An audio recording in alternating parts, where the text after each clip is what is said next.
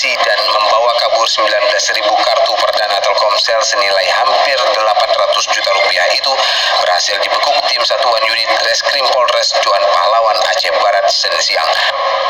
Dari tangan tersangka, polisi juga berhasil mengamankan kembali 18.500 barang bukti kartu perdana Telkomsel yang sempat dibawa kabur pelaku ke wilayah Kabupaten Aceh Tengah. Dari 4 tersangka, 2 diantaranya merupakan karyawan kantor Telkomsel Distributor Center atau TDC cabang Melabu. Sementara 2 lainnya penadah dan rekan tersangka yang terlibat dalam aksi pencurian itu. Itu kita tangkap satu tersangka atas nama IZ. Ya, ini juga karyawan dari TDC.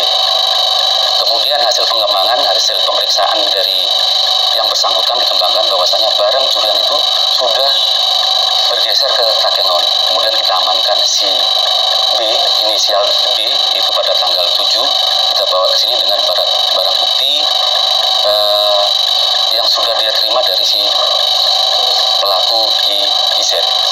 Kemudian terakhir pada tanggal 10 hasil pengembangan lagi tertangkap 2 orang pelaku. Jadi total pelaku di sini ada 3 orang, kemudian penadah 1 orang. Para pelaku ini memang istilahnya mereka punya utang pribadi.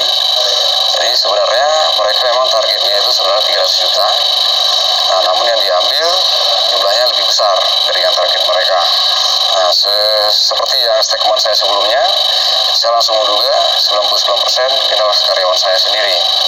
Karena letak gudang dan recorder itu hanya orang tertentu yang bisa tahu.